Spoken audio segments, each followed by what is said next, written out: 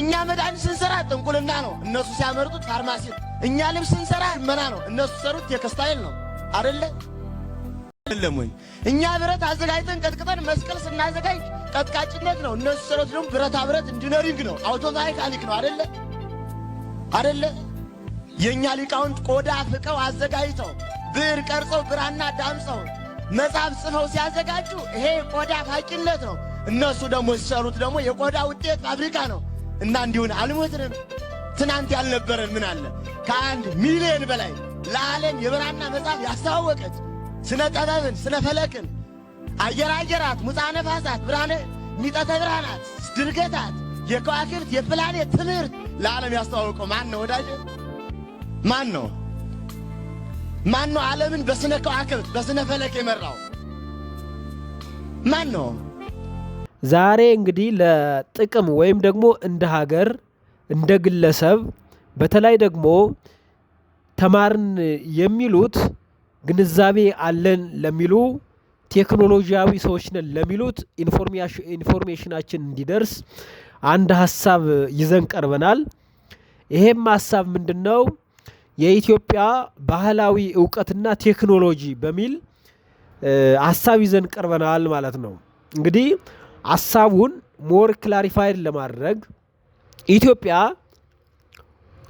በባህላዊ ዕውቀት የበለጸገች፣ በባህላዊ እሴት የበለጸገች፣ በባህላዊ አስተሳሰብ ሀብት ያላት ዕውቀት ያላት እንደሆነች ልናስገነዝብ እንፈልጋለን። ኢትዮጵያ ባህላዊ ሀብት አላት፣ ባህላዊ ዕውቀት አላት።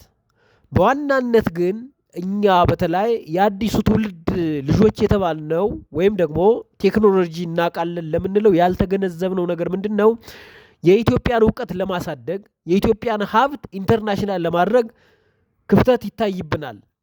ለምሳሌ ብናነሳ ምንድን ነው ኢትዮጵያ አንደኛ በባህላዊ እጽዋት ምርምር ላይ ትልቅ አስተዋጽኦ አላት። ባህላዊ የእጽዋት ምርምር ለምሳሌ እኛ የምናየው ምንድን ነው?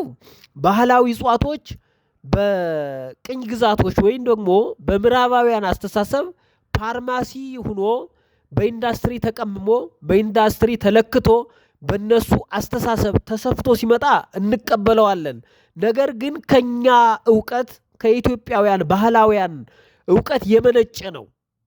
ተቀምሞ ሳይንቲፊካሊ ጥበብ ተጠቅሞበት ስለመጣ እንጂ የኢትዮጵያ ሀብት ነው።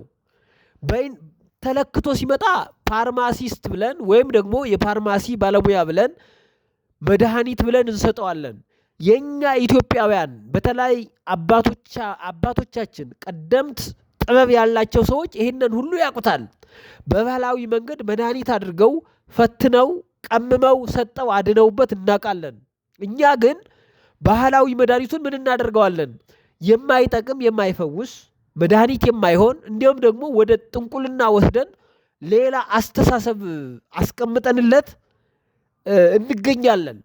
ስለዚህ ይሄንን ነገር መጠቀም፣ ማስተዋል፣ መመርመር ብሎም ደግሞ የተማርነ ኃይል የምንለው ምን ማድረግ አለብን ማለት ነው?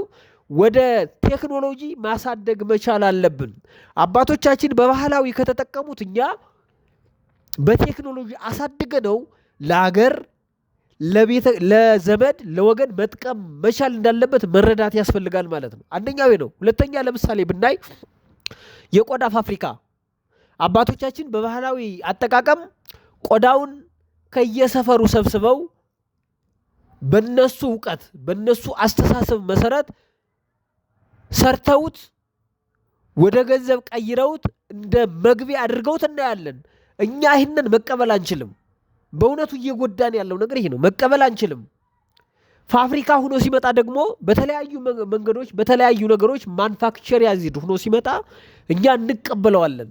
ስለዚህ ይሄ ነገር እንደ ግለሰብም እንደ ሀገርም እንደ ቤተ ክርስቲያንም እየጎዳ ስለሆነ በተለይ የተማርን ሰዎች ያወቅን ሰዎች እንደዚህ አይነት አስተሳሰብ የሀገርን ዕውቀት አገር በቀልን ጥበብ አገር በቀልን ዊዝደም ለዓለም ለወገን መትረፍ ለወገን የተሻለ ሆኖ እንዲመጣ ለማድረግ እድሉ እጁ ከኛ ዘንድ ስለሆነ ይህንን ነገር ልናስተውል እና ልንመረምረው እንደሚገባ በእውነቱ በዩቱባችን ወይም ደግሞ በቻናላችን መሰረት ልናስተዋውቅ እንፈልጋለን።